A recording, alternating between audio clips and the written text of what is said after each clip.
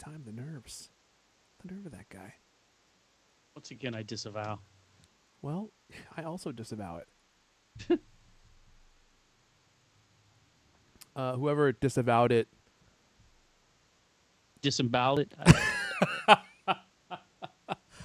You're the best, Lewis. No one's better. Boom!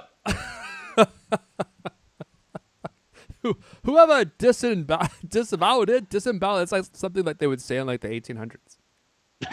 You know? It's like whoever, like I'm going through these with my kids right now. So whenever someone drops one, they're like, who did it? I'm like, whoever denied it, supplied it. Like they've never heard these before, ever, you know? So like when they hear them, they just thing about kids. they just die laughing. They're like, what is that? Now they just run around the house saying it. So I'm trying to give them all the fart denial, you know, jokes that we used to use in like middle school. They love it. We got Steve Coburn, I think. We got Level Remix. Homeschooling's no good. We got, that's one of the few things I learned there. We got Betty Reyes. That, and they used to serve these things called Pronto Pups, which were like a hot dog and like a giant like bagel bun. It's like the bagel bun was like this. It was like as big as a brick on a house. The thing was huge. And a hot dog through a bagel. So is it just like a ring on the side? No, because it was like the same material as a bagel, but okay. The bun itself was like a whole like small loaf of bread. It was almost like a small baguette, but it was like this big. But it was made of like bagel bread material. I don't know what the difference is between bagel bread it's and not bagel shaped. That would be interesting. Well, it is. It is bagel shaped. Way to It's eat like a if you bagel. took a bagel and you put your hands on both sides and then you went boop, and you just stretch it out like a big long tube, okay. and you put a hot dog through the hole. That's a Pronto Pup. Interesting. Lewis, I'm just imagining like a hot dog through a normal bagel, and then you just have like a ring of condiments on the bagel, that could be good. and then Yeah. You know, or yeah. a bagel shaped hot dog that sits between the two bagel halves. Oh man, I feel like if you warmed it up in some steam, you could probably form it into that shape. I don't know. Oh, and then you could still have them like rolling on those like, gas station rolling things, but they'd just be rolling on end on the bagel. Yeah, that sounds complicated. I'm getting hungry for a bagel dog. Oh man, they're so good, so good. Okay, should we do some should we do some Apple news here? Claps. I suppose. What's that? Oh God, I don't know. Are we even recording? I don't even know what's going on. Where's We're the doing this on tweet? Friday. I didn't even write one. I didn't even bother. I see Griffin's taking full advantage of Casual Friday. What, by wearing a You mean the same shirt that he wears every single day? And I'm going to guess also to bed? Even in his house on a Friday. Casual Friday. He just rips the sheets off. His dress shoes are already on. Sleeps in the patent leather. Oh, I man. wear dress shoes. I'm not a monster. I bet your shoes are shiny. Are your shoes shiny? You showed them to no, him. they're not shiny. I live out in the middle of nowhere. My shoes are perpetually muddy. Okay. I thought you were just always business casual, always just ready to go. I've always got the black button-down shirt and the gray slacks, but my shoes are a unipurpose shoe that can fit any occasion. They are See, the now that I knew. LL Bean- That I knew. Okay. They are the LL Bean black leather slip-on shoes. Okay. They, nobody would bat an eye, and if you wore them with a suit, you just wash the mud off. But Okay. day to day, it's just a regular, plain black shoe. But they don't have laces. No, See, I knew they that. slip right on. Instinctively, I knew that. And they kind of look dressy. I mean, if you could wear them with like a dress pant, they must be somewhat dressy. So they're like, they are a chameleon shoe. What gives it away is that they're always muddy because yeah, because it's so the thing that makes them not fancy looking is the fact that you wear them outside and you get them dirty. But otherwise, they actually could be considered like a waiter's shoe. Like if you showed up to a restaurant to serve and you had those shoes on, they wouldn't say anything to you. Somehow I knew that. I haven't watched any Severance yet because my Apple TV Plus subscription expired. Yep. Did not realize that LL Bean made so many different kinds of shoes. I didn't either. Yes. I didn't even realize that Wait a LL Bean was still around. I Wait a minute. plan on switching from their black shoe to their brown shoe when I buy new shoes. That's a big departure. Okay. They sell New Balance shoes on their website? This is very confusing.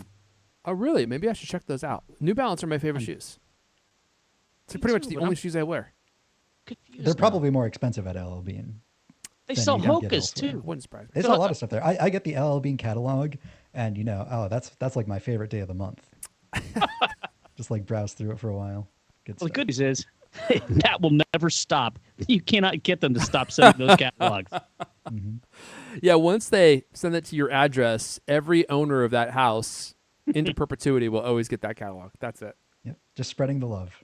Yeah, I get a catalog from this company called Uline, and it's like shipping Oh, those are materials and great. stuff. You like those?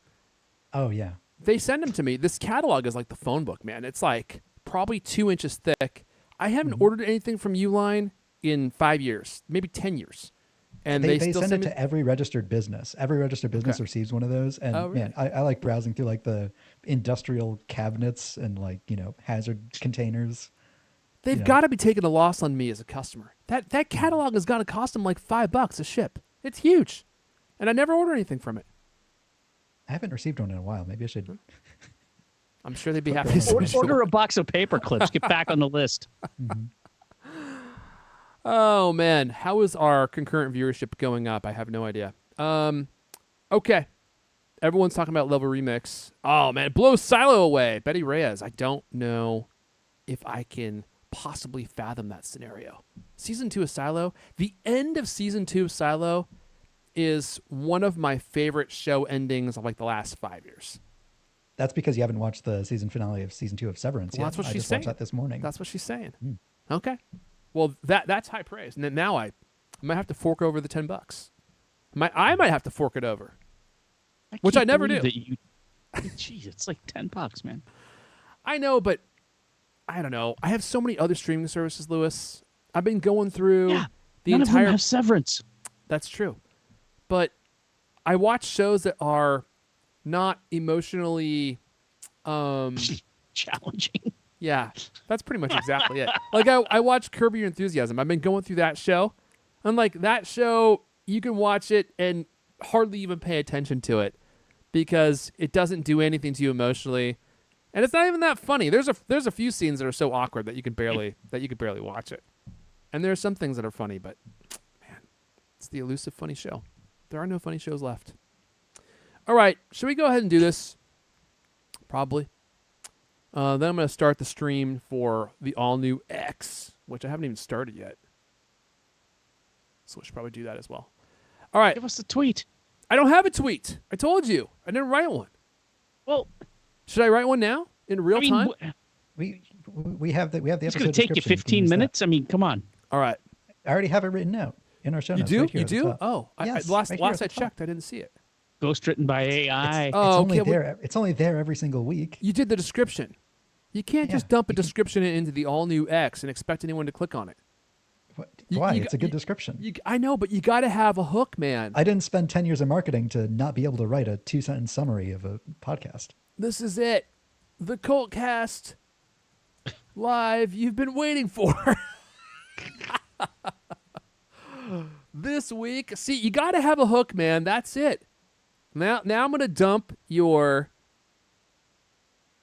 10 years of marketing experience in this blurb into this. Should I do this in real time?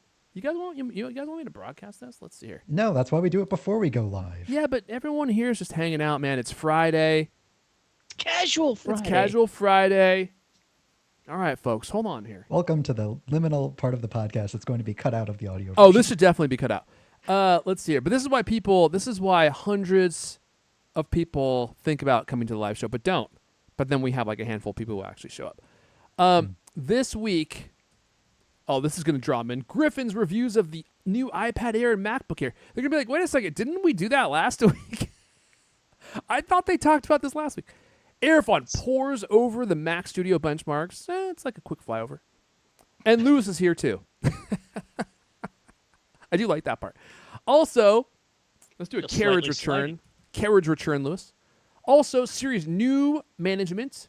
New management. Apple's 2 new displays in the works, and the next mind-blowing AirPods Pro feature, and your listener voicemails.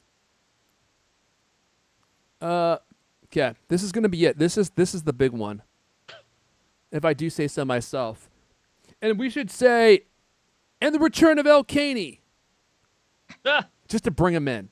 And then when we get to the end of the episode and everyone's like, where's El Caney? We'll be like, oh, sorry, didn't work out this week. And we'll just do that every single week. That was like the premise of Jablinski Games. Did you guys ever watch Jack Black's YouTube channel? It was Jablinski Games. It was supposed to be a gaming channel. And the thing is, like, he never actually gamed because he never got to it. So, like, he did, like, years of content of him just, like, running around doing stuff. And then he's like, sorry, guys, no time for gaming this week. It's pretty good. It's actually pretty funny. I don't even know if he still does it, but it's just him dancing around in a Speedo for Remember like 80% when Will of the Smith episode. was a vlogger? Oh, dude. I remember when he joined TikTok, and I was like, this is it. This is the end of TikTok. Now, I was wrong, but you can't AstroTurf that stuff, man. You either got to do it and have it be something that you really try to get into and not be afraid to, like, look uncool. You can't have a PR team do your TikTok channel, I don't think. People smell it. People smell a rat. You know what I'm saying, Lewis? You're faking it. What does that smell like? You dirty rat. Where's that from? That's a pretty good sniff sound. I swear you could be like a voice actor, Lewis. It's not something like you have to imitate. Like, Yeah, it wasn't you have a that nose. complicated, to be quite honest. Hey, look, not everyone's got it. Just because it comes easy to you doesn't mean everyone can do that. You could be like a rodent voice artist. If anyone needs realistic rodent sounds, you're their guy. I'll just record my walls in my house. Jeez. I had some of that going on myself, to be honest with you. We caught Your one. rats are making a comeback. Yeah, You well, got one. And Oh, just big tie old- it up in a little chair, put it in the middle of the room, and say, see, this is what happens. You slice off in the ear. See, y'all, see, this is what happens. We caught him Get one in the out of my trap, house. and that was a big, fat, juicy one. He's been around a while. We got him. Got to make example of one of them. Yep. And the other ones, I don't know if we had any more in the walls or if it was just him that was stuck, but we never heard another rat again. I think they all fled. I've heard rats in my walls for most of like the last entire year, and I've told my landlord about this repeatedly. You'd think he would care, but he hasn't done a single thing. Hey, like, you're still paying rent, right? this is your house. Like, rats can do serious damage, right? They can F up like the wiring. They can start fires. Like they haven't breached the interior of the house yet. I don't think. breached but, the like, Or as hole! you know, You would you think should he would probably care set about up a night vision camera, put it in your bedroom at night. Or like an see infrared what camera. actually is going on. Yeah, so you can see like the hot spots in the wall where they're all having their orgy. And one night you're going to hear like a noise and the crack's going to form and they're all going to just come pouring out. And you'll be like, they breached the hole. All right. This show's going nowhere fast. Come on, get the tweet. We got to All go. right. All right. This is it. Let me dump this one. Lay this masterwork on us. I think this first line is really going to grab them. This is it. The CultCast you've been waiting for. I mean, like, that's it. That's the one that's going to make them tune in. Are you ready? I hope you're ready for this extra 5 or 6 people who join the live stream. Here it happens. Here it goes. Boom! There you go, Lewis. I forgot I was even working on that, to be honest with you. No, really, I couldn't tell when we went for 25 minutes before Yeah. starting the show. Oh, man. I'll vamp all day long. What do you guys want to talk about? I could probably do 3 hours on pure nothing. This is like the Seinfeld, like the mega Seinfeld episode. We'll just talk about whatever. We'll do like an hour of Midwest goodbyes and the show will be over. Okay. Is that good, Lewis? No, we got someone. Jeremy Edwards is here. See? I told you we'd get some with that tweet action. And I'm about to go live on the all-new X, too. That's going to bring him in. Well, Oh no, they missed all of this yeah. magic. I mean, arguably the best part of the show. Okay, should we go ahead and go live? Fantastic idea. Okay, here we go. Oh, Mrs. D. Wow. Such exuberance, Liz. Oh, Mrs. D. We're ready to go live. If you don't mind. Oh, my dear, I'll be watching every word from the comfort here in my boudoir with El Caney. I don't even want to know what's going on there while they're watching the show, and I wish you hadn't said that, Mrs. D. If you don't mind, we're all grossed out. We just want to go live and talk about this week's best Apple stories, of which there are so many things to talk about. I don't even know if I'll have time to do all this. So let's get this thing rolling. Oh, you know what? Holy moly. Holy cow. I just realized. One sec. Oh, jeez. I gotta bring this last thing up, Lewis. What a start. Hold on a second. I forgot we gotta bring up our sponsor notes. Didn't even put those in here. Can you believe that? This is beyond casual Friday. This is leaking into Saturday. We don't happen to have a hard stop at like 2:00. I gotta be done with the show at 1:45. No. We go. You edit it, Griffin. You can just put it in we like could go a little bit 7, over. 8, slow mo, so it'll seem like it's long enough. I gotta be done at 1:26. What's the date today? Do we even know? The 21st. Jeez. Oh my gosh, what is going on with this show? Hold on, these notes are all screwy. Hold on a sec. There we go. Wow.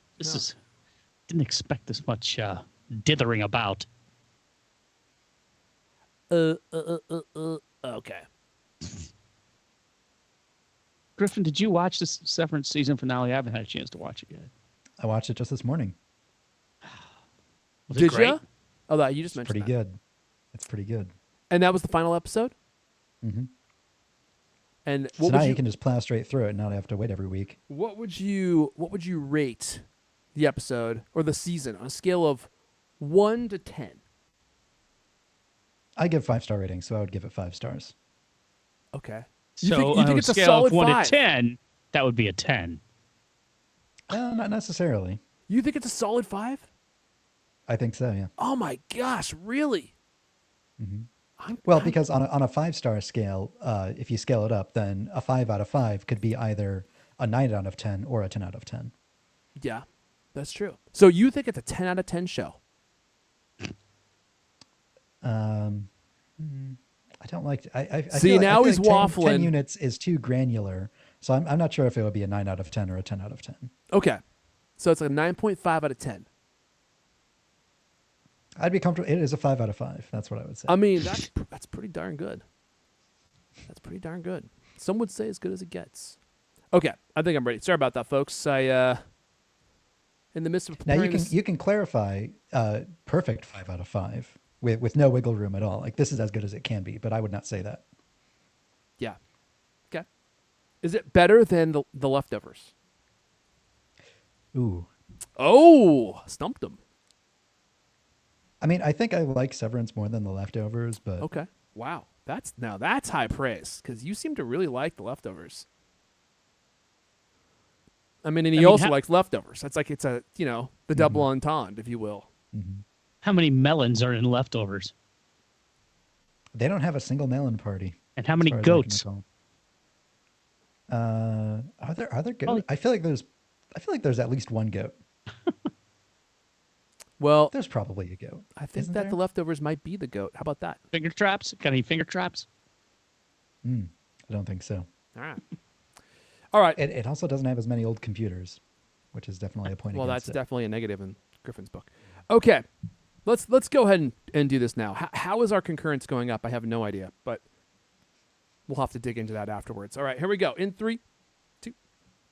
Hello, and welcome to the CultCast, the best 30-plus minute Apple conversation you're going to hear. All week long, I'm your host, Jeff Unless. Join me today. Where is he? There he goes. Inspired by the Apple show Severance, he's been researching brain chips that could significantly increase typing speeds in Cultimac writers, while also reprogramming their dreams of escape. He's the managing editor of Cultimac. Lewis Wells is here. Already got a drill, too. Awesome. Self-installation. Also with us on the weekends, you'll find him scouring the dumpsters of corporate buildings, searching for old Apple gadgets.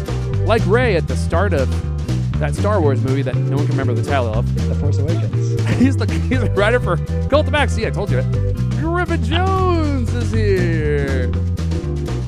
Good evening. How are you? Dude, I'm doing okay. We're going to start with the Griffin question of the day. Oh, okay. No, we don't have to. Usually you have something lined up for me, but today it seems like I maybe decided not. to keep it simple. How are Well, you it's doing? casual flight. Thanks. I'm doing all right. Lewis, how are you doing, Lewis? Just great. Yeah. It's great to be I can tell. recording a podcast on a casual Friday. Yeah, you're looking awful casual, actually. I would say. You're the only one. Yeah. Feel slightly relaxed. You know, Griffin and I both have collars, and you're just, Decided to go collar free. It's Friday. free today. Yeah. That's You're all right. color free every other day of the week. We do the podcast. You are often collar free and color free. I'm like, I swear I thought about yesterday going outside and getting some sun, but then next thing you know, it was too late. Oh, yeah. Well, San Francisco is a lot like Seattle, isn't it? It's like from moment to moment, you just don't know what you're going to get. Well, also, I just didn't leave the house. Oh, wow. That also doesn't help your cause. All right, look. It's Friday. Our apologies. It's all my fault. I accept full responsibility and all consequences brought about for the delay in the show. I had a scheduling conflict yesterday. Could not do a show yesterday, but thankfully we were able to make it happen today. And this is Griffin's day off. He's still here. That's how dedicated he is. He's like, I'm not plugging going away anywhere. all last weekend. Yeah. Yeah, cranking out reviews, and then tries to take Friday off to try to regain a little bit of personal time. No, I couldn't even last 24 hours. I was working yesterday too. He was like, I'm going to take the whole day off and just sit in my Vision Pro for the entire day and not have to take it off for an hour and a half to do the show. But not possible today. So we're grateful to have Griffin here. We got a lot of stuff to talk about here this week. Oh, my goodness. We got Griffin's hands-on iPad Air review. Now, this is different than last week. I would classify this as like my 1 week with the iPad Air. I mean, last week was my first impressions. I only had it for like barely a day. Okay, So okay. These, I think that's I'll the make sure, distinction. I'll make sure not to repeat anything that I said in last episode. So it's Okay. still worth listening to. Well, I'm going to do a transcript of last week and this week and then put those into some kind of AI engine and compare. So we'll let you know if you repeated anything. We've also got Griffin's review with 1 week with the new MacBook Air. I'm going to talk about the all-new Mac Studio. I touched on this a little bit last week. I've been poring over the different benchmarks.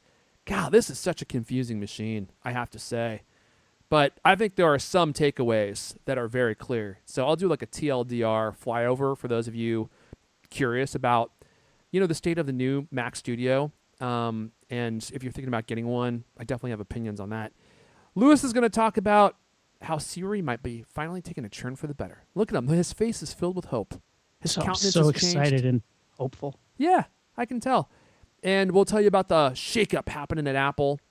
And it looks like Apple has some new stuff in the works, some new monitors, which we'll see if this is true. This comes from Apple professional journalist Flark Sherman. And so I think it might actually happen. This is display rumors. And then we almost cut the story. I said, no, I don't think so. This might be the most interesting story in this entire wasteland of pointless Apple. I'm just joking. Of exceptional Apple stories that happen in a week where Apple's not releasing any new products.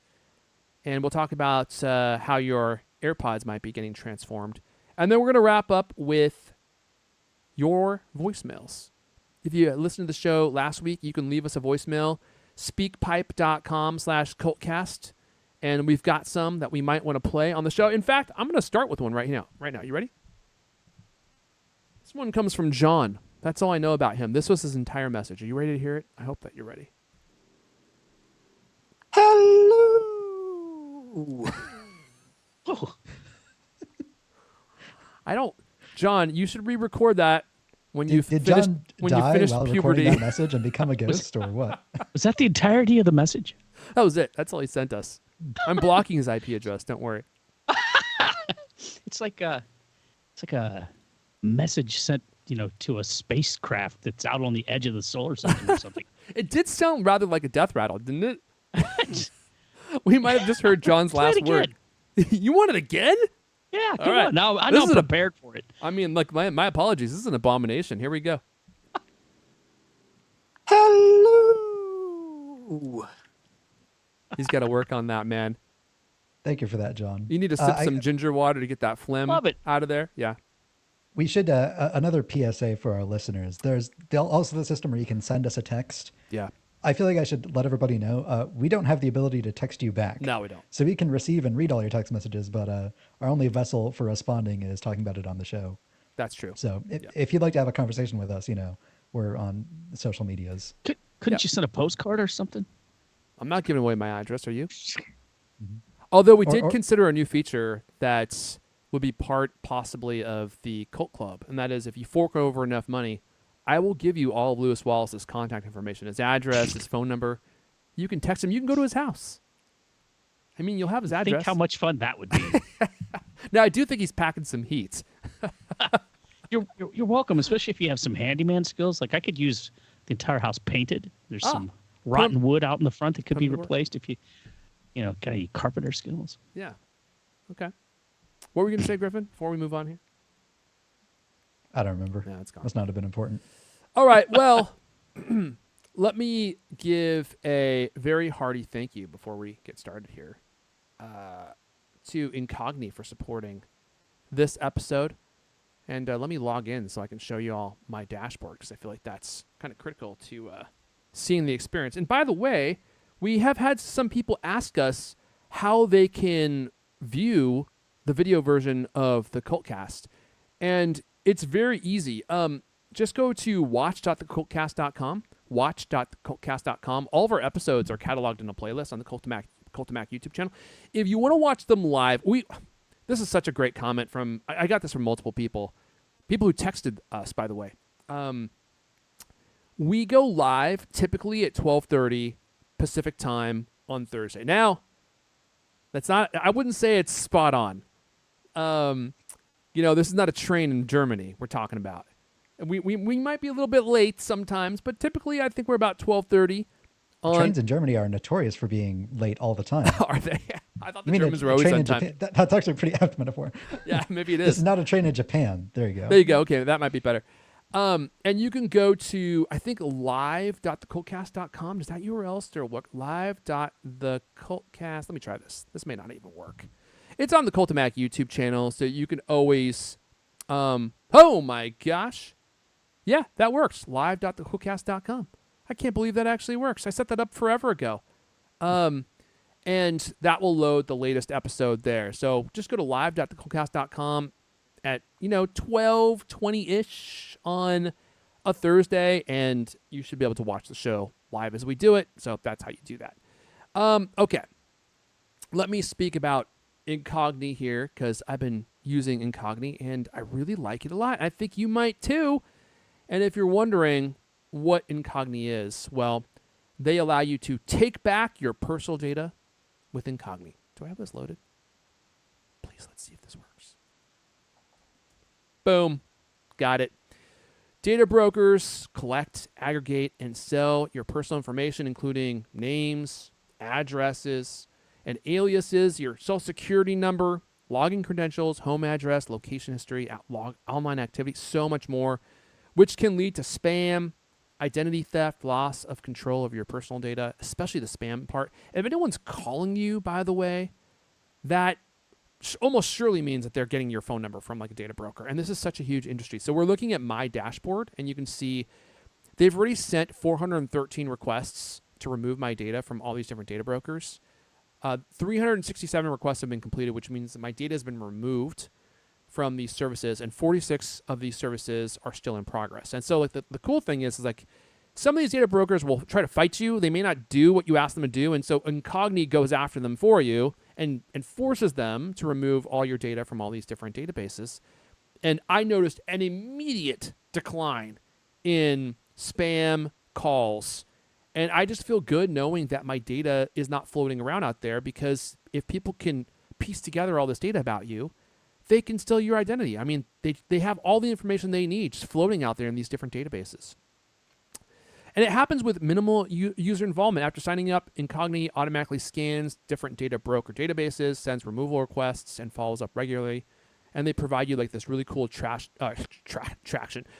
tracking dashboard where you can see exactly what's going on, and then they give you ongoing protection, continuously monitoring these different data brokers and sending repeated removal requests to ensure that your data remains off the market.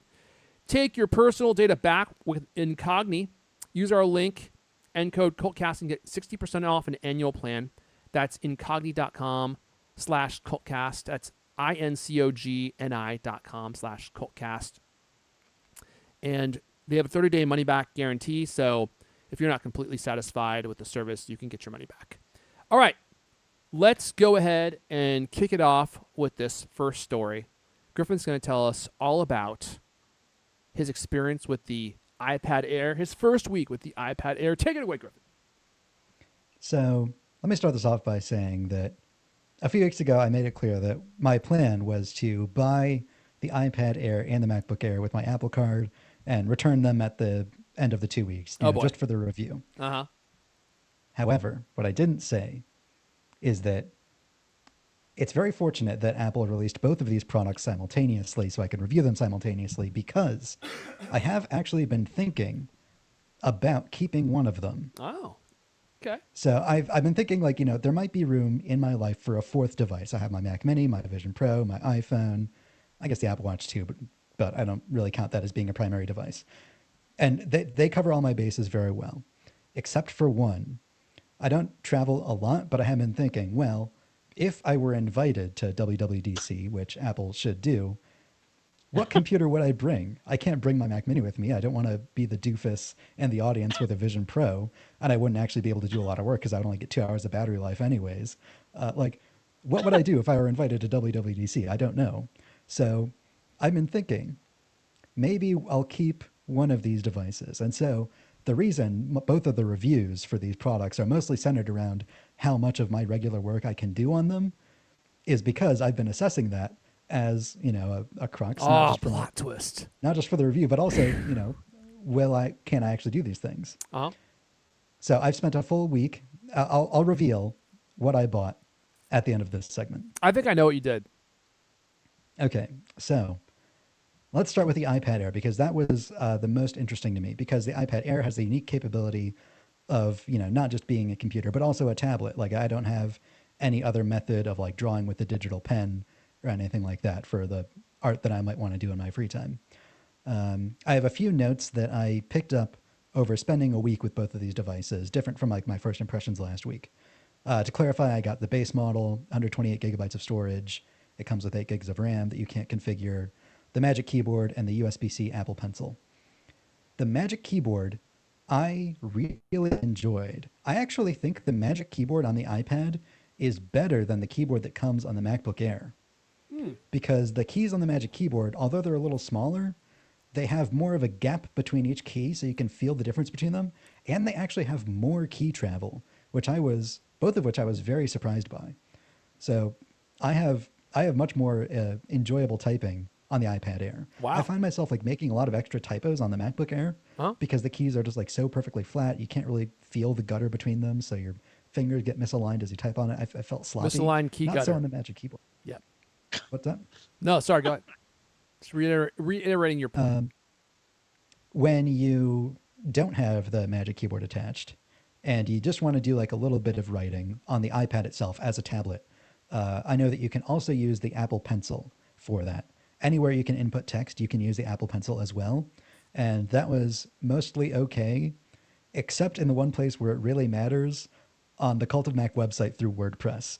All of these web apps, they absolutely fall apart when you try to use the Apple Pencil as input. Like, they break, like the palm rejection doesn't work as well. You're constantly like throwing errors, like cursor throws itself in the wrong place. Complicated web apps like WordPress, Google Drive, Notion, they just fumble apart immediately if you try to use the Apple Pencil as text input. If you're using the web app, you have more success if you're using a third-party app because Apple's APIs for text input are much better than that. WebKit, not so much. Another thing surprised me about the Apple Pencil. I got the entry-level Apple Pencil with USB-C with like charging, not the Apple Pencil Pro. And the Apple Pencil with USB-C has one advantage over the Apple Pencil Pro. Oh, do tell. And that is the slide out cap that covers and hides the USB port. It is so much fun to fiddle with and fidget with. It slides in and out like perfectly magnetically. It has a very satisfying snap when you close it. It's a lot of fun. I'm just looking at the picture, and I can tell you've been fiddling with it because that area looks like 185 times more dirty than the rest of the pencil. You can literally see your finger grime on that area of the Apple Pencil. Mm-hmm. It's like all shiny and like stainless steel, like chrome on the inside, and not anymore. It's all smudgy with my fingerprints because it's so much fun. Stage Manager. I expressed last week on the show that I find myself preferring split view over Stage Manager because split view fills the entire screen. Stage Manager, like you can have more windows on screen at once, but it's not too useful because you can only see when you can put 4 windows on the screen at once, but like you can only see like a fraction of them. It feels kind of fidgety and complicated. I found out that you get the best of both worlds when you plug it into an external display. I didn't know this, but you can have split view on the built-in display while you have Stage Manager on the external display. Oh, that's cool. Yeah, I didn't know that, but I've had a lot of fun with that. never tried it. Yeah. Yeah, I plugged it into a BenQ display that I had outside, like near my kitchen. It was a lot of fun. Logic Pro and Final Cut Pro. This is where it gets a little interesting. Obviously, I wasn't able to record the podcast last week on the iPad because iPadOS still doesn't let you have multiple microphone inputs at once. But I was able to edit last week's show.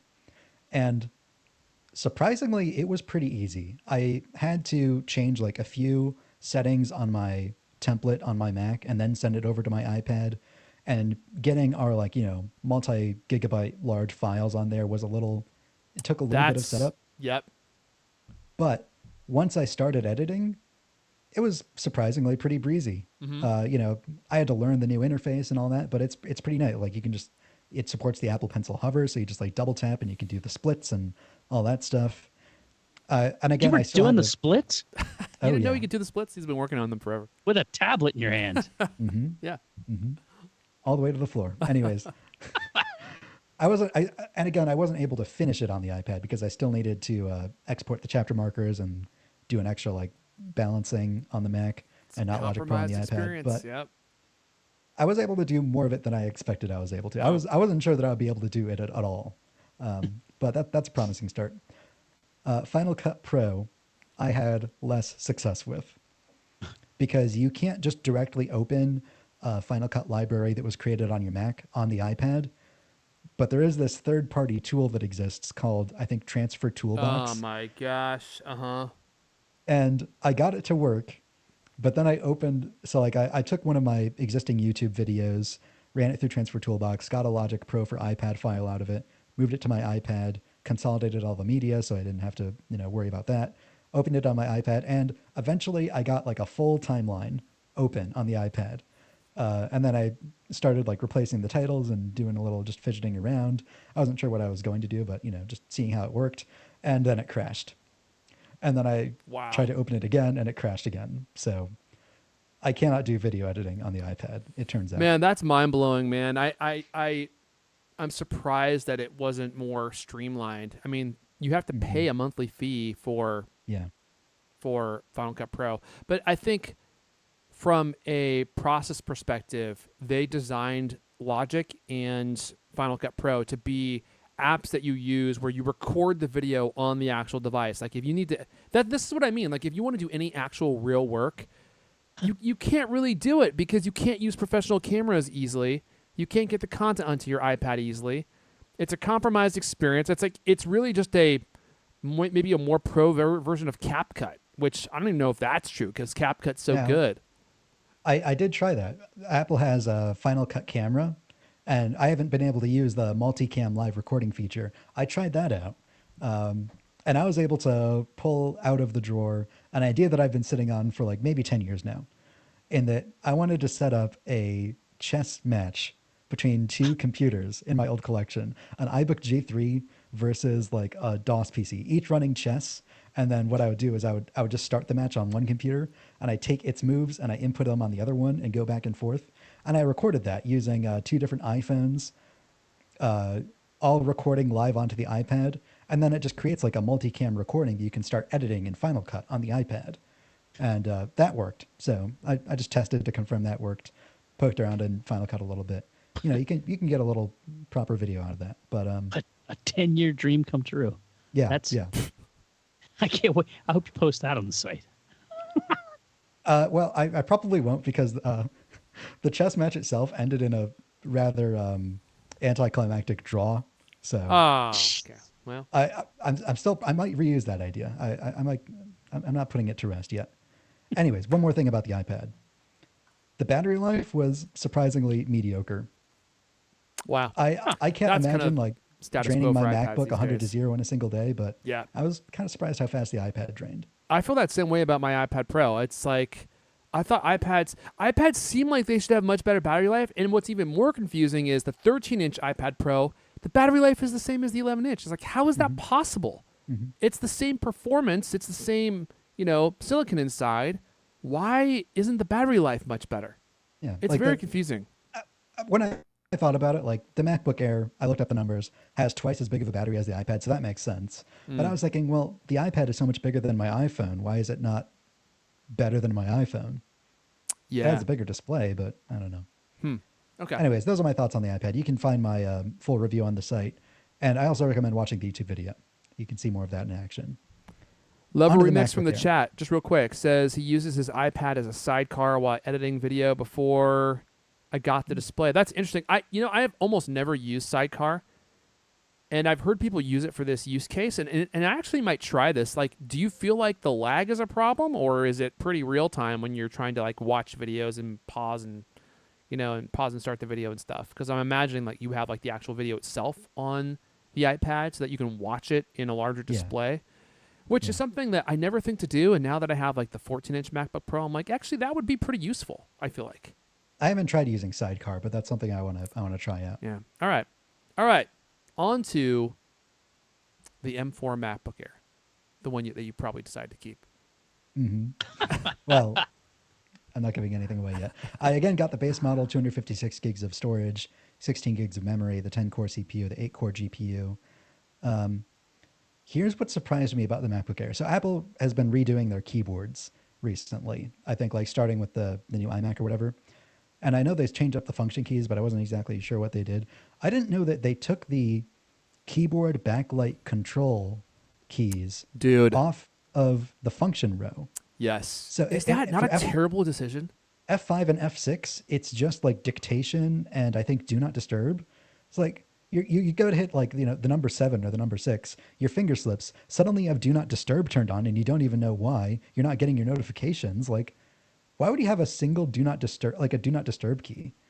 I don't know that my M4 Max MacBook Pro has a do not disturb key. I need to go back and look at the keyboard. I'm going to look this up while you're talking about it. Should be F7, but okay, here's the other thing. I restored my MacBook Air from the backup, the Time Machine backup of my Mac Mini, which means that when I set up my MacBook Air, not only did I not have the keyboard brightness controls as the function keys, I couldn't change it at all because my Mac Mini obviously doesn't have the keyboard brightness in Control Center or in the menu bar. So it wasn't there on my MacBook Air. So I was like, how do I change this thing? I had to dig into system settings to add it in, like turn it back on. You can add it to control settings, I think, can't you? You can. But even though it's a laptop, it didn't have it there by default because I restored from the backup of my Mac Mini. Oh, okay. Yep. Which is just perplexing. Yeah. I don't know. Or they have mission control as a button. I'm like, dude, really?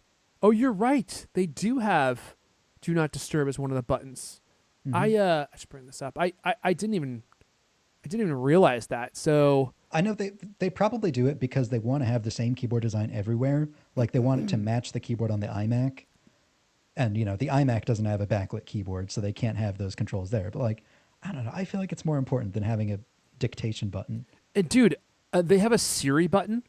Is that Siri? No, that's a dictation button. Oh, that's No. But next to the dictation, I guess that's a search button. Mm-hmm. So, it brings up Spotlight. Like, why would you? Think the keyboard shortcuts should be things that you need to access the most frequently, right? I imagine a lot of people don't know that Command Space does Spotlight, and so they have that button there instead. That I can understand. Okay, maybe I could go along with you on that one. But like the dictation thing, like who's actually using dictation? I would guess a very small percentage of people that use it. Who or uses the people backlit use it. keyboard? Everybody. Yes, everybody uses it. It's like one of those things that you use all the time. And the do not disturb button, why do you need a button for do not disturb? That is something that could live in Control Center because most people probably never even use it. I would venture a guess, this is a complete guess, that less than 5% of people actually use do not disturb in I would any say OS. a lot of people do use it accidentally because, again, it's just a button and you don't have to like hold it down to activate it. Just tap it once and suddenly you're not getting any notifications and you don't even realize that's happened. Yeah, that's true. And like if you need to use it, you definitely don't need to use it as often as you need to adjust the keyboard brightness. Dude, I just, They need to hire me as a product manager. I'll set them straight, man. This is crazy. Another thing, the colors. As I mentioned, sky blue isn't very blue. But I did come up with a better metaphor for describing the color to people who haven't seen one in person. You know when you go to a fast food restaurant and you go to get a cup of water, but the fountain drink dispenser, stick with me on this, doesn't have like a bespoke like water dispenser. Yeah. So it just has like the combined water lemonade one. Yeah, And I so, use like, that one all the time. you go to press the water lever, but then it gives you like a single spurt of lemonade at the beginning. So then your cup of water has like a little bit of lemon in it. Yeah. That's about how blue it is. Okay. Mine actually is they mix it with Pepsi. So it's like barely brown. Which who knows, maybe is Apple's next color. Maybe. Isn't that desert colored. titanium? Touche. Yeah. They need to go full brown, like the Zune brown. In fact, that's what they should name it. The display is only 500 nits. So I was curious how well it would do outdoors. But luckily, it happened to be like a full sunny day the day I was testing this. It was pretty rare in Ohio, but the stars aligned. And I had to do a pretty significant portion of my review sitting on my back deck in broad daylight. The display, it's kind of hard to photograph because, again, if you're like taking a picture of the screen outside, the screen's going to be so much dimmer than like the rest of the image. But in person, you definitely can read the display sitting outside.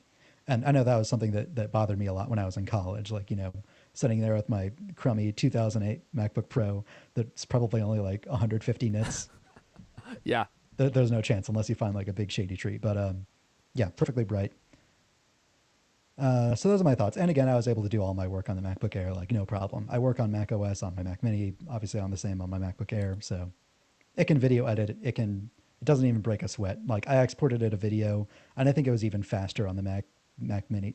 I think it was even faster exporting a video on the MacBook Air than my Mac Mini. Like, well, you're neck and definitely neck. keeping the iPad because you love your Mac Mini. So the Air is redundant for you, isn't it? Here's the verdict. Okay. I prefer the iPad Air Yeah. because the MacBook Air, in my opinion, is just like my Mac Mini, but more expensive and a little worse because it doesn't have as much RAM or storage space. The iPad Air has the unique capability of being a drawing tablet, which I like, and I'm drawn to the weird things. So I kind of like how the iPad Air is kind of a weird laptop, but also a tablet and all that. Yeah. However, it still fails to fulfill the purpose of what I actually need it for, which is hypothetically recording a podcast in Cupertino. Yeah. Okay. So I'm actually returning both of them. However, it lined up with a Okay. different purchase Oh. that came from the Jones household. Oh. I have been fielding complaints about another technology in my house. And so I have made a large purchase that I will reveal next week. Oh, what a tease. Okay. I can't think of what that might be. Nothing comes to mind. People are complaining. So Roomba? I think it might be a microphone. Microphone. Yeah. About my audio levels. I mean, sounds if like people you are need to boost my complaining, what could audio they on the be? live stream. What could they be complaining about? I can't think of anything. Anyways, check out my reviews on Cult of Mac or on the YouTube channel. I think they're pretty good videos, so give those a watch. Alrighty, cool. Well, thanks for that first-hand accounting of the new MacBook Air and the iPad Air. I don't want to talk too long about this, but I've been poring over the M3 Ultra Mac Studio. Well, just the Mac Studio in general. First of all, let me just say, nobody cares about the Mac Studio. I am shocked how poorly the videos that I've seen are doing on YouTube. Like, abysmal views. It's like nobody cares about the Mac Studio at all suddenly, and I don't mean that actually nobody cares. I mean, I think that the general interest in Mac Studio was definitely a lot higher in previous versions, and like for this one, it seems like completely toppled off a cliff. And I know that people who are really into having a powerhouse Mac are still interested, but I'm just surprised how poorly these reviews are doing. Just from a numbers perspective. So I'm not going to dive into every nook and cranny of all the different benchmarks because I just find like you all find that boring. I think the interesting story about the Mac Studio is this. It is a weird machine. Because of Apple's decision to use the M4 Max as the base configuration and then the M3 Max as the M3 Ultra. Well, it's using the M3 generation chips, I mean. And I said this last week, and it's proven to be true. The M4 Max is such a powerhouse, and it's so much better than the M3 architecture. Because the leap from M3 to M4 was a gigantic leap. It was bigger than you might think. And so I think in previous Mac Studios, the difference between the Ultra and the Max performance was probably a lot wider. And that performance gap has been severely narrowed because M4 is so good and M3 is so old. So like you get the M3 Ultra, and really the only places where it outperforms the M4 is in scenarios where you really need all the cores, and all the cores are taken advantage of from a GPU and a CPU perspective. Well, that's not most things. So like if you need an M3 Ultra, you know that you need it. And I know that's cliche because people have said that in the past. And I think in the past, it's probably not true because you would get so much better gains just across the board. But that's not true anymore from what I've seen. If you're not doing something extremely resource intensive where the M4 Max is struggling to keep up, then the M3 Ultra in many respects is actually going to be worse for you because it has slower single core performance. And so if you're not taking advantage of all the different cores, then your performance is actually worse and you're paying a lot more for that worse performance. So unless you're doing something where you need to have, 4 ProRes video encoders or something that is absolutely maxing out your GPU and CPU cores, and from what I've seen, there are not a lot of apps that do that. So if it were up to me, if I were going to be plorking down my money, I wouldn't even consider the M3 Ultra in this generation because of like the bizarre choice to go with the older architecture for the Ultra version of the chip. I don't know what happened in that story. It's kind of interesting because Apple based the M3 Ultra on the M3 Max chip, but they didn't really just like take the existing M3 Max and turn it into an Ultra. They did much more than that because the M3 Max, if they had just doubled the M3 Max, it wouldn't be able to have 512 gigabytes of storage and it wouldn't have Thunderbolt 5. So they did, and a lot of people said when the M3 Max came out, this doesn't look like it has the interposer stuff at the bottom of it, so they can't make an Ultra out of this. So they've definitely done like a lot of work to the M3 Max to turn it into the M3 Ultra, much more, than just like doubling it. They've done a lot of custom work on this to make this computer, and that's probably why it took so long. Maybe it took them a lot longer than they thought it was going to take, and so by the time they actually completed it, like the M4 generation chips were already out. I don't know what the story is. I also heard that on background when Apple was giving the briefings to this to like John Gruber and Jason Snell, like that Apple not so subtly insinuated that it took a long time for it to be like certified as a Thunderbolt 5 device, and that also contributed to its delays because the M3 Max wasn't Thunderbolt 5 capable, but they had to certify this one because they added Thunderbolt 5 to it. Interesting. Okay, well, that's good intel. So who knows what happened, but the pairing of the M3 with the M4 generation or competing with or having those two competing chips in the same machine, I think is very strange.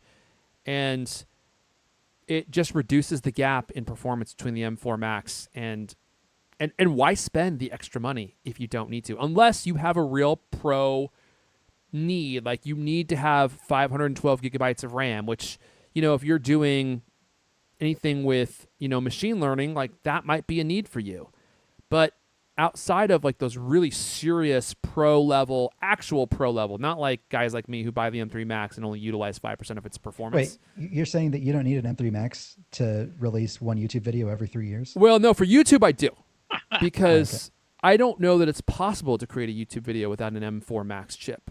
It would literally take you so long to export a 3-minute video that by the time it came out, the video would be too old for anyone to watch. So I think that might be the one use case. That and like, if you're doing physics calculations, if you're doing some kind of like 12K timeline for a professional cinematic, endeavor that you're working on. I do have one more thing to say about the Mac Studio. Do you remember when the M3 MacBook Air came out like last year, and all of us like collectively rolled our eyes when Apple tried to describe it as like, oh, this is the best laptop for AI because it has a web browser and you can use AI on the web. That's hilarious. Apple actually did create the best computer for AI completely by accident, just because the Apple Silicon architecture happens to have unified memory, and this is the cheapest way to get 512 gigabytes of memory for your GPU. They did it accidentally, and they aren't advertising it. They didn't. You think they did it accidentally? Really? Oh yeah. I mean, they designed the Apple Silicon architecture like probably starting 10 years ago or more, before running LLMs locally on your machine was even a thing they considered. Especially Apple, because they didn't see this whole AI wave coming. Yeah, they accidentally made the best AI computer in the world for real this time, and they're not like they should be. Shoving it down everybody's throats, saying that like, this is the best computer. This actually is the best computer for AI. Yeah. And, we got Betty Reyes from the chat saying, I need the Ultra chip for Revit. I've never heard of that. And rendering. Yeah. So like anything where the computer is actually saving you time, and, as Lewis Wallace likes to say, time is money. He yells that at the Cult Mac writers all the time. And if it can save you time, then it's actually worth it. But for I think a lot of people who think that they need the Ultra would never actually see any benefit from the Ultra, because they're not going to get anywhere close to taxing any of the hardware in any way, shape, or form, right? So they're literally just paying for all that extra, hardware for no good reason. Anyway, go watch a bunch of YouTube reviews. I mean, they're all over the place, and everyone has kind of the exact same conclusion that I've seen. And you don't have to depend on anyone else's conclusions. Everyone always shows you their benchmarks, and you can just look at them, and it's like, dude, where is the gains? Where are the gains? None of the gains. There's so many benchmarks that I've seen where the Ultra performs worse than the M4 Max, and a few scenarios where it performs a lot better. What if you're Elcanny and you have 2,000 Chrome tabs open? Then you need the 512 gigabytes of memory. Well, look, if you have that many Chrome tabs open, then that actually might not be enough for you, to be honest with you. If you have 512, it's almost like 500 megabytes per tab. So I'm not even sure that Elcanny could be helped by this system.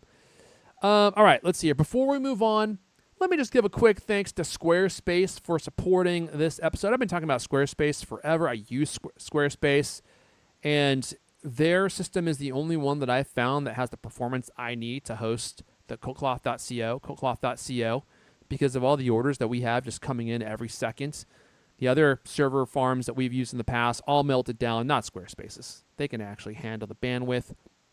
And not only are they robust and your website's not going to tank because of all the orders that are pouring in, but they make it so dead easy to actually get a website set up. I mean, you can have one up and running in mere moments if you'd like to, or you can go through, they have like this system called Squarespace Blueprint, which guides you through like the whole way that you need to, or the whole process to get your website set up.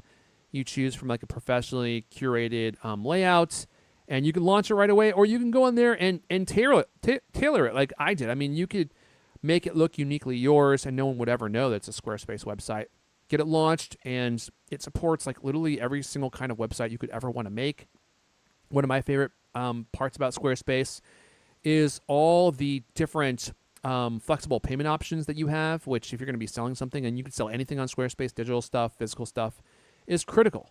I wanted something that could take Apple Pay, obviously, for my business. That made sense.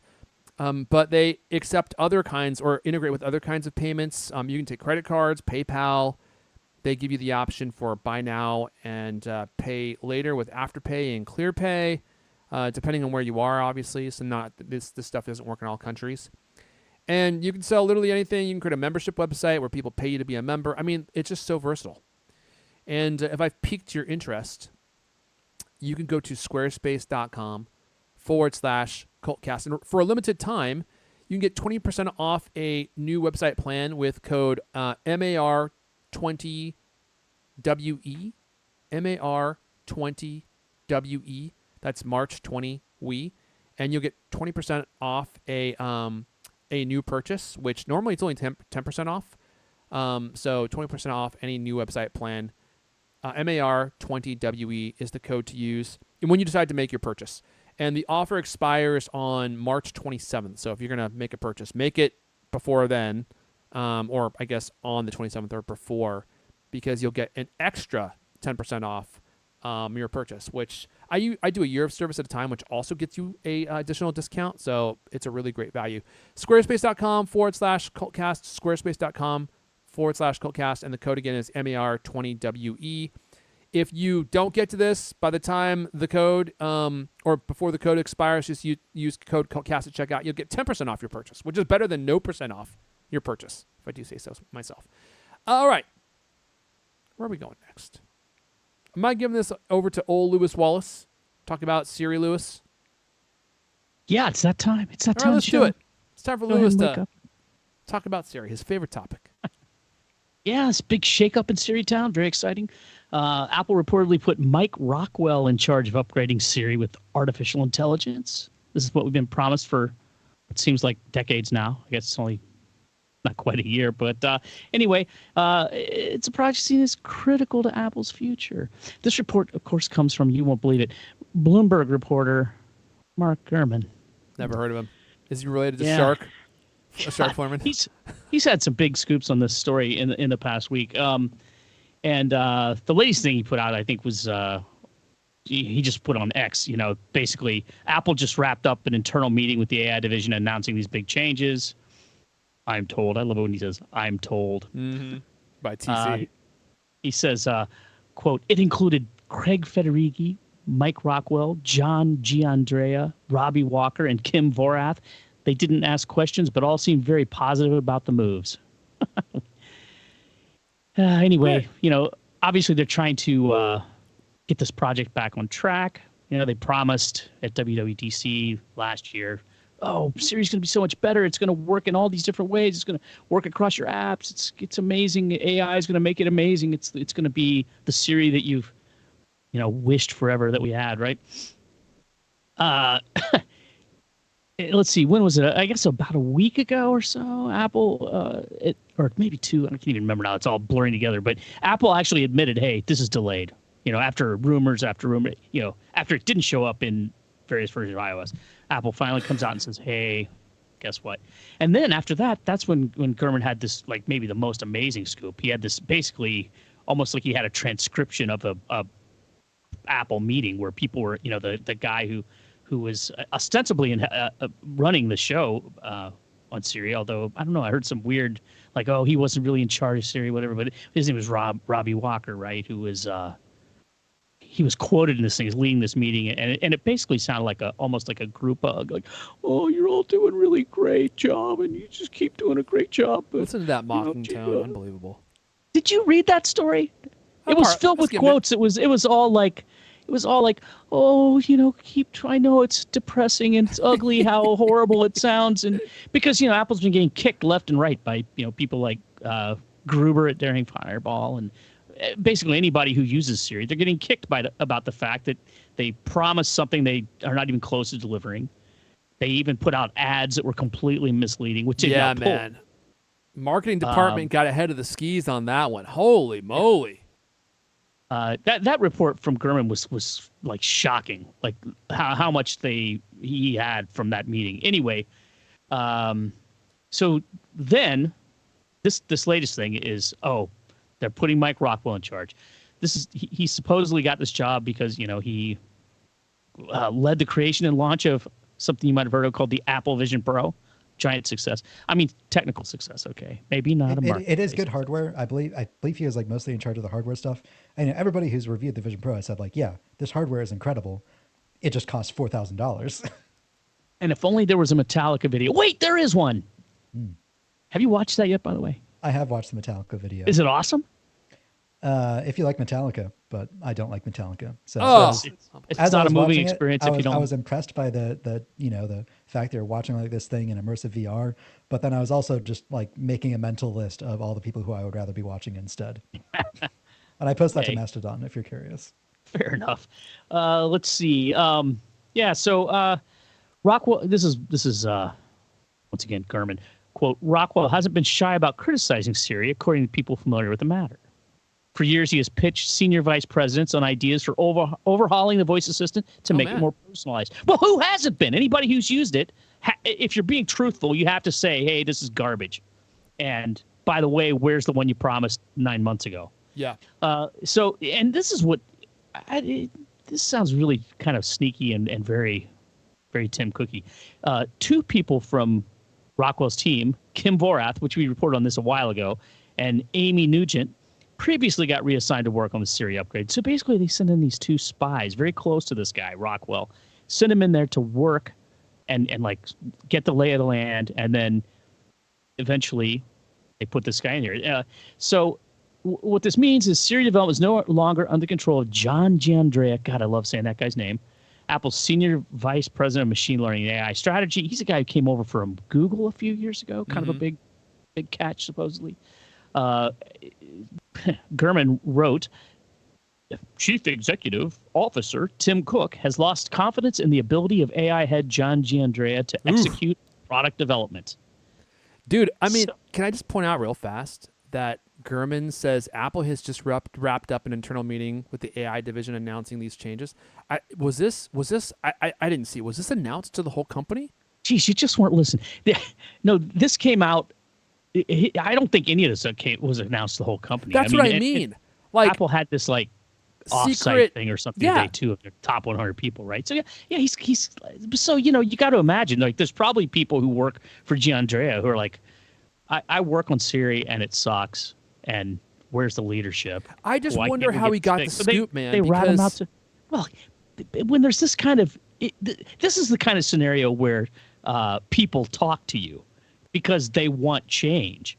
They want you to say. They want you to say, "Hey, this guy who's leading this, he's dropped the ball. He's not going to get it done."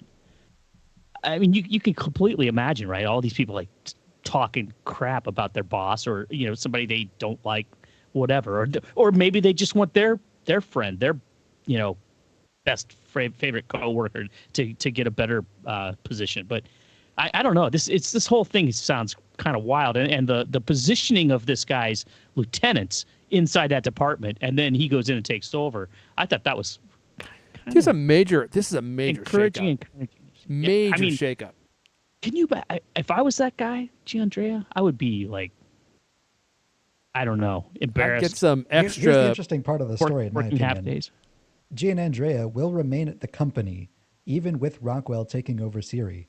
An abrupt departure would signal publicly that the AI efforts have been tumultuous, as if we can't already tell. Something Apple is reluctant to acknowledge, as if we can't already tell. Giandrea's other responsibilities include oversight of research, testing, and technologies related to AI. The company also has a team reporting to Giandrea investigating robotics. So they're not firing him, but this is like as close as they'll get to firing him because they've taken away his biggest project away from him. I was like, oh yeah, you still have a team, tooling around with robots.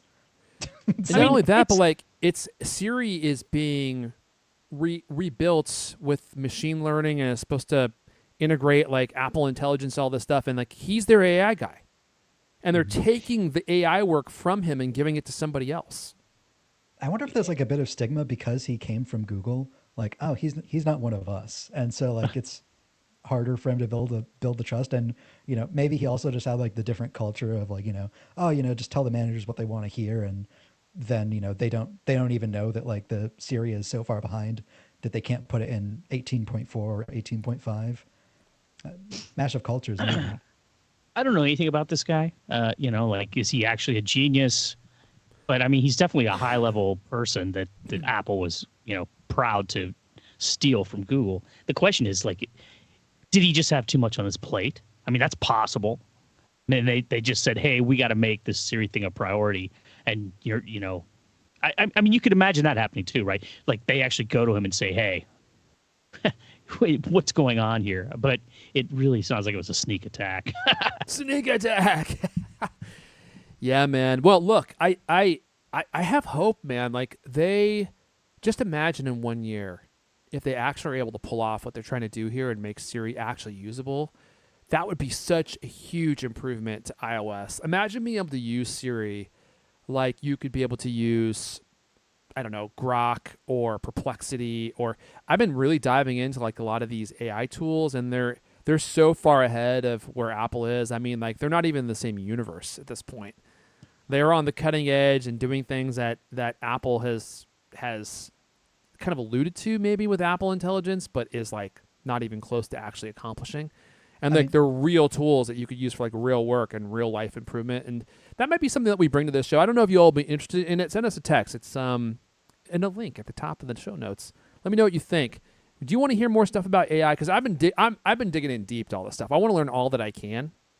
And there's some interesting tools out there. And I think a big question that a lot of people have, myself included, is, okay, everyone keeps telling me that AI is going to be the future and is going to be doing all this stuff. What are like 5 practical things I could use it for in my own life right now? Because I feel like no one actually knows. What are things you could actually use AI for that would improve your life and would be something that you would actually want to do? Like, can you name 5 things off the top of your head? Like, it's actually not easy to do. All of it just seems like hype factor currently. It's like, it's going to be the future. Everyone's going to be using it. I think that probably is true, but it's such Wild West days that no one actually can say what it is that it's going to do for regular people. The one example that's been, this pops up, like, Apple said that you could say, for instance, send the photos from the barbecue on Saturday to Malia. And in this, AI powered Siri would be able to work across the apps, go to the Photos app, look in your email, find your photo, identify the person, look at the calendar, all this stuff, pull it all together and do something, which would, powerful thing. I mean, another example was like, get my grandma a plane ticket from Phoenix to Oakland on Saturday, find me the best price and buy it.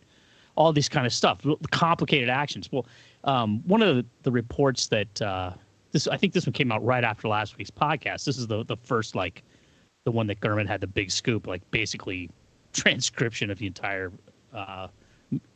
private meeting. The guy who was talking up the troops and trying to keep them, from getting too depressed about what a failure this whole thing has been.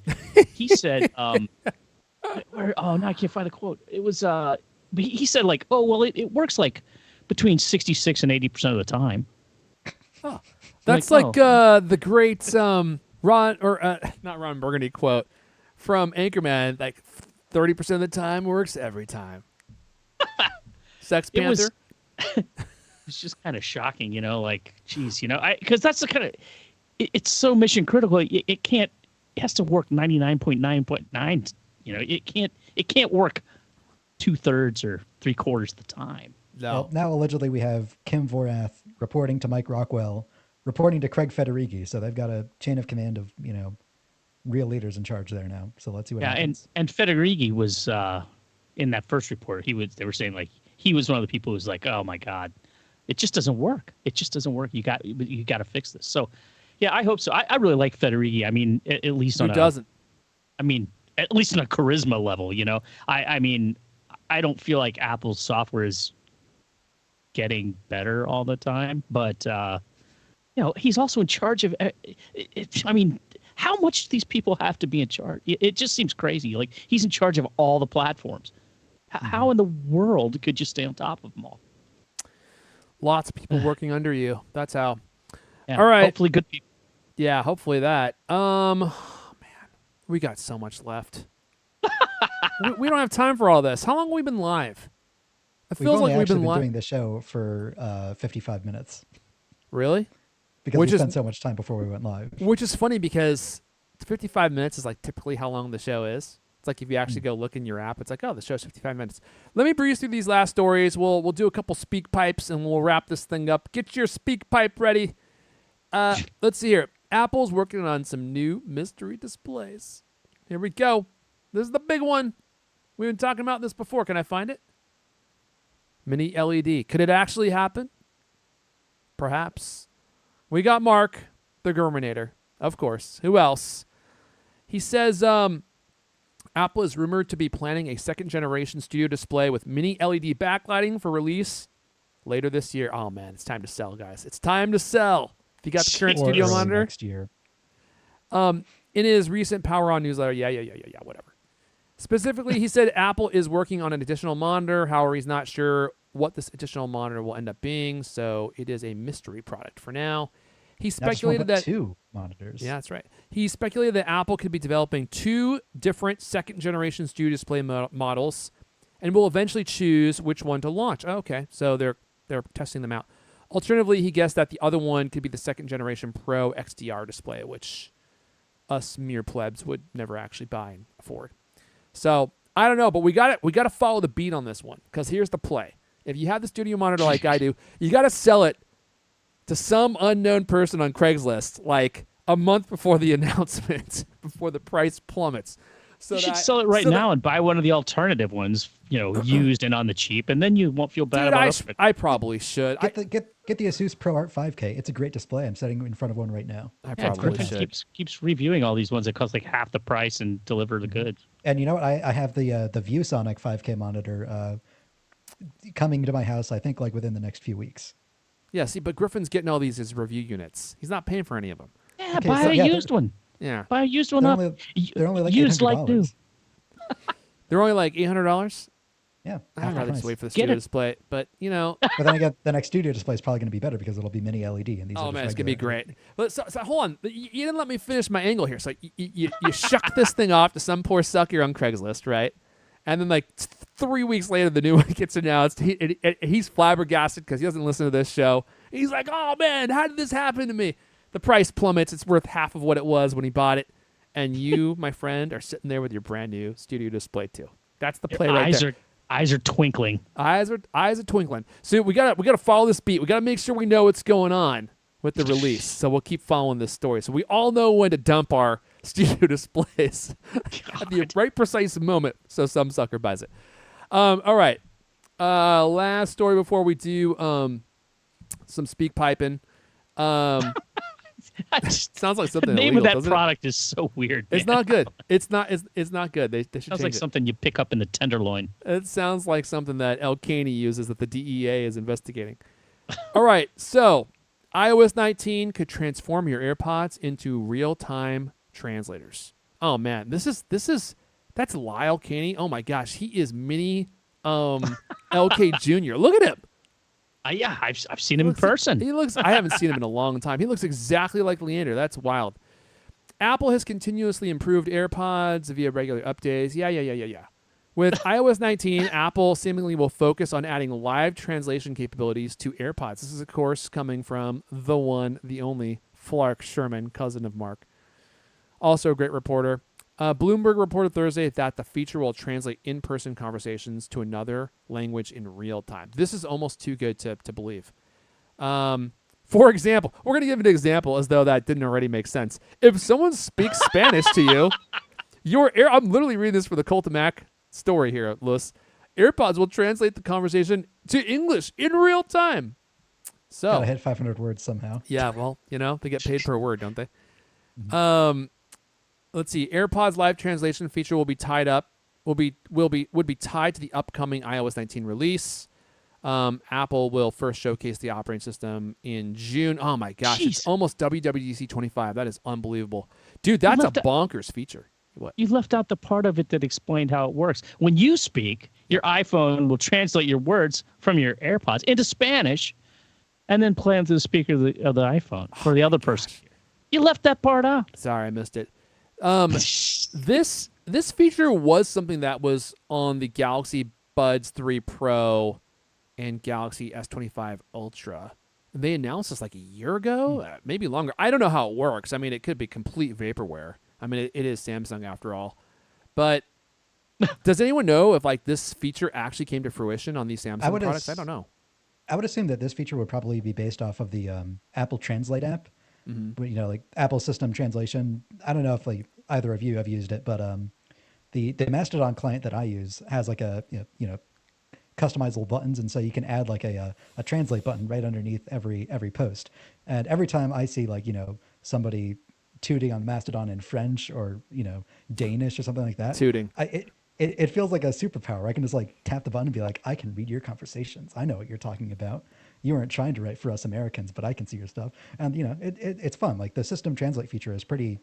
It doesn't support all of the major languages. It's missing a lot of them compared to Google Translate, but it's pretty good. It's incredible, man. We live in an incredible time. I mean, I've traveled all over Europe, and I did a lot of it when I was younger, and it's like communicating with people. It's like hand motions, right? Like hand cues. You don't speak English, and if you're in some village in France, they're not going to be speaking English to you. And to have something like this where it just real time translates, it's literally like Star Trek, dude. It's like the translator in Star Trek. It's really unbelievable. It already works great. I mean, it's just that you're both sitting there staring at a phone, right? Or Yep. The upgrade on this is that you'd be hearing it through the AirPods instead. But I guess, I mean, I don't know. I've never actually tried it with my AirPods in. I mean, what happens if you are wearing AirPods and you try that right now? Why didn't I think of that before I came on the air with this thing? The advantage of doing it on your phone instead of through your AirPods is that the translation through the AirPods would be private to you. Only you would be able to hear that. So the other person who's speaking Italian wouldn't be able to know if it's translating it poorly or not. Okay. Yeah. It also makes it more clean, I feel like, because they're not hearing both the audios playing all the time. It's like, it's interesting. Yeah. Maybe I guess it just it turns it from a text experience to an audio experience. Oh, I gotcha. Okay. But I've used it in an ER room in Italy. It's not an ER. Well, I guess it was it was kind of an emergency room. But you're sitting there like, of all times, you're trying to explain, what hurts, and they're asking you questions in Italian. You're going, holy crap! Yeah, in the ER room, the emergency room. That's how much of an emergency it was. It's a room within a room. Did I say ER room? Oh my God! That's right. It's Friday. I had to go get money at the ATM machine. It's my funny. PIN number. Did it have a liquid crystal display? Yeah. All right, look. We got to wrap this thing up. Should we do some speak piping? Oh, right. I can't wait for this. Yeah. You know what? I've only listened to part of these, so we'll see what these people say. Hopefully it's nothing offensive. What? Wait a minute. You haven't vetted these yet? Not entirely. If you all want to leave us your own message for a future episode, speakpipe.com/cultcast. And it's really easy to do. You can do it from your phone, and it takes 20 seconds. Well, it takes however long you want to leave the message. The point is that recording it is super easy. Like it would take you 2 clicks. It should only take 20 seconds. We don't want to play keep it to 30 seconds or less, right? Don't give me a long 5-minute story about your Aunt Eugenia and how she wants to make you pancakes for your birthday, but that's not what you wanted, and then go into your Apple story after that, or whatever you want to talk about. Actually, we don't care what you say. All right. We care a little bit about what you say. Maybe a teeny tiny bit. We got Ben from Spokane. I hope he doesn't say anything horribly racist. Let's see here. Jeez. Hey, this is Ben calling in from Spokane, Washington, and I am just calling in to let you know that I love the CultCast, and I listen every week. Oh, that's good. And I've been using a Mac since June 1st of 2008. He knows the date. I used VoiceOver, and I am very excited about the new redesign that Apple is doing. Is he talking about the OS redesign? Yeah. That makes one of us, Ben. Jeez. I like this guy. He listens every week. Love that. He knows the exact date at which he entered the Apple ecosystem. That's impressive. Well, you got yours tattooed on your palm, right? It's actually on my left derriere butt cheek. Okay, which is the next level, but he'll get there. All right, we got one more. Alan from the UK. Ready? This one might have some questions for us, so here we go. Hello, Fon, Lewis, and Griffin. This is Alan from the UK. So polite. First of all, thanks ever so much for producing the extremely funny CultCast podcast every week. It's my second favourite podcast ever. Oh, I think that's the end of the audio there. Let's go ahead and get that IP best strand band. Get the mods in here. Second only to the UK's Mac and Forth podcast, though I probably should declare an interest there. That's a great name, Mac and Forth. Okay. Yeah, that's good. That is good. Anyway, I'm calling today about one of Apple's best ever products. You know what it is? It's the original HomePod.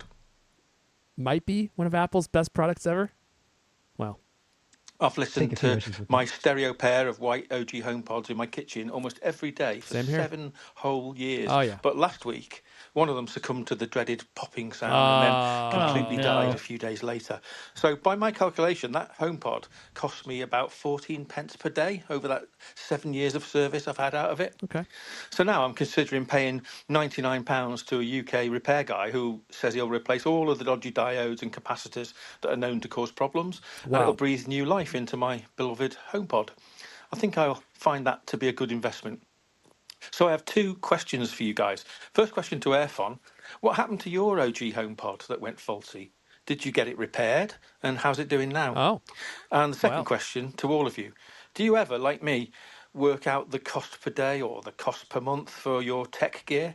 I tend to do it obsessively, and it usually makes me feel a lot better about the value and longevity I get from buying quite expensive Apple products. Anyway, thanks again for producing a truly great show. Cheers, guys. I like this guy. I like this guy a lot. Well, let me address, first of all, thank you for your question, Alan, and for taking the time to send us something. Quick catch up on my HomePod saga.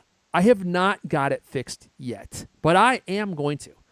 I think the HomePod is the original HomePod is one of Apple's best products that they've ever made. I also think it's one of the biggest product bungles Apple has ever had.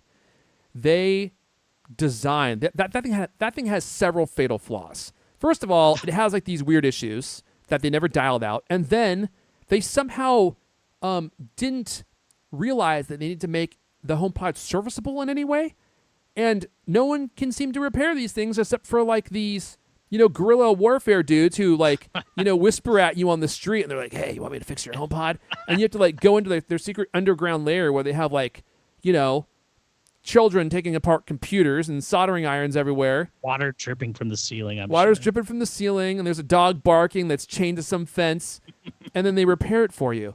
Why is it so hard to service these things? And yet, it's such a beautiful angel. There's just nothing that sings as sweetly as one of the HomePods, especially in a stereo pair. And so I'm still using my single. It's actually sitting right behind me, the one that still works. And I found a guy, I mentioned this before, who works in Bellevue, Washington, which is close to Seattle. It's right across the water, actually. And I've been meaning to go over there and see his repair center. The dude streams all of his repairs on YouTube. In fact, I wish I had the address here. If I were more prepared, I would have.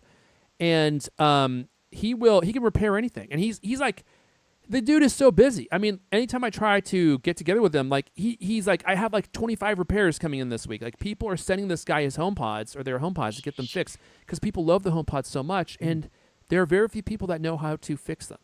So is it worth the repair? I think so, because you can't replace it. And the new HomePods are not even in the same realm as the old HomePods. Apple lowered the price, but they lowered the quality, and they removed that special something that the first HomePods have.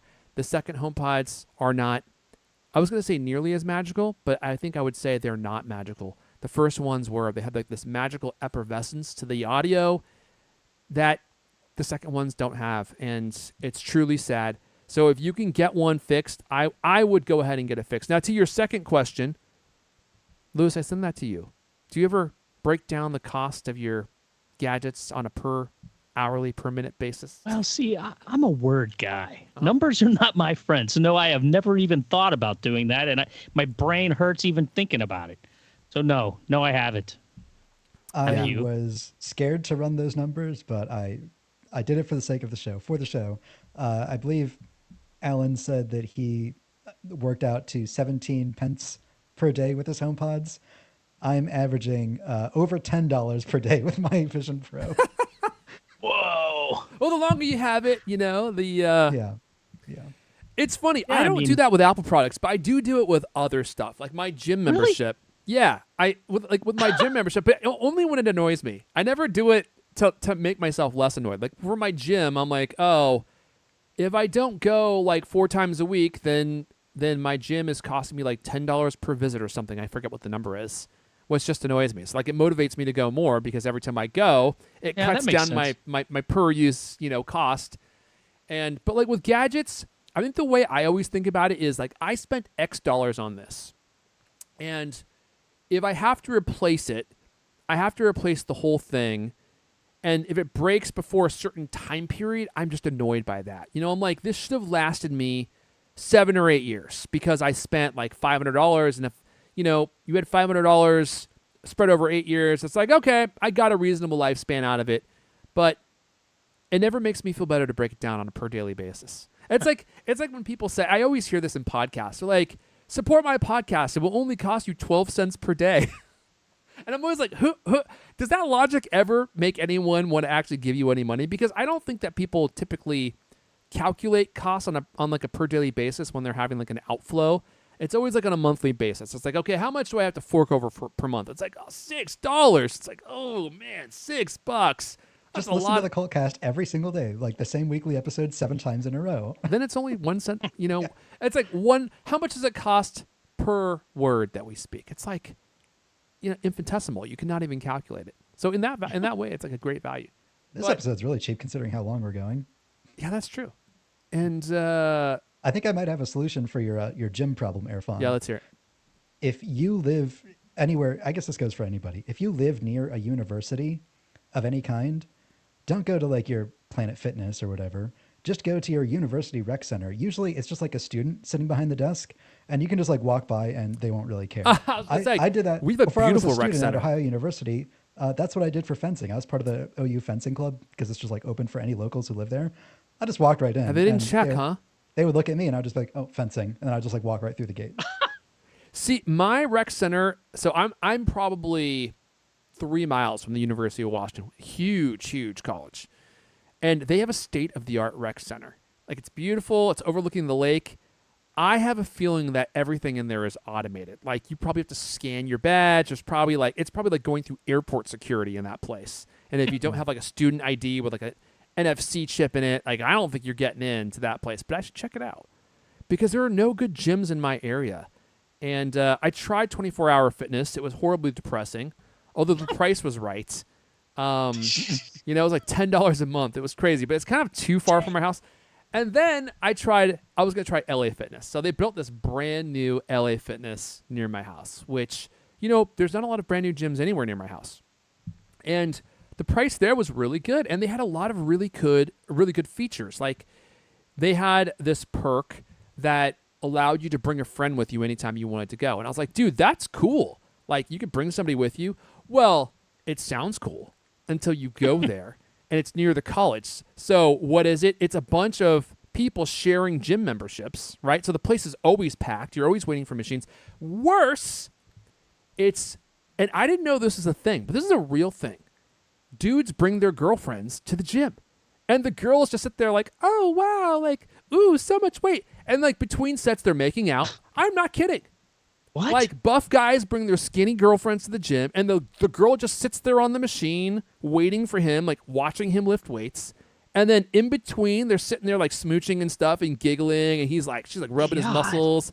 And I'm like, this is gross. What's it called? LA Fitness. LA Fitness. It's like a national chain, dude. And it sounds like it's going to be great because, I can bring people. No, man. Because I'm not bringing anyone. I'm married. My wife's not trying to go to the gym with me and rub oil on my biceps while I'm lifting. Like, that's not happening, right? And it's like these college kids do it. And then there's like the older guys who show up with the college girls. And they're there for fanfare. I don't know, but like they never seem to actually lift anything heavy. So I don't know where I was going with this, man, but yeah. Bring your own cheer squad to the gym. Like Sheesh. all those, I could give examples for all those stories. Those are true situations that I witnessed in the gym. Anyway, I think that's it. That's all the CultCast we have for you guys. Finally hit bottom. This week. That's it. I hope you're all sufficiently nauseated. That means that it's time for us to go. But you know what? The party continues. If you're on the all-new X anyway. I'm at Airfon. Lewis is at Lewis Wallace. Just Google D. Griffin Jones. He's on all sorts of, random, shady social media outlets. Bold of you to call Mastodon shady when you're on X, but all right. But you might find him there just waiting to have a conversation with you because there's no users on the platform besides him. I'm sorry, I'm just joking. Tooting alone in the dark. kind of. Or you can hang out with us in the all-new Cult Club. All you gotta do is fork it over. It's only 1 cent per 2 hours. Isn't that a good deal? AKA $5 a month. Is that too much to fork over? I don't think so. Not for some good old-fashioned fun and friendship. Anyway, that's it. That's all the CultCast we have for you guys this week. But never fear, new episodes of the CultCast come out every Thursday night or Friday. Well, thank you all for hanging out live and for listening. And we'll see you guys next time. It's like watching The Office's prison mic at the gym. That's what it's like, man. Except surrounded by girls. Feigning girls who just love and are so impressed by how much the person's lifting. There was a guy at my gym the other day. He took his shirt off. At the gym and was flexing in the mirror. Guess who was with him? His girlfriend. She was impressed. I was not. Jeez. Surprised they weren't live streaming it.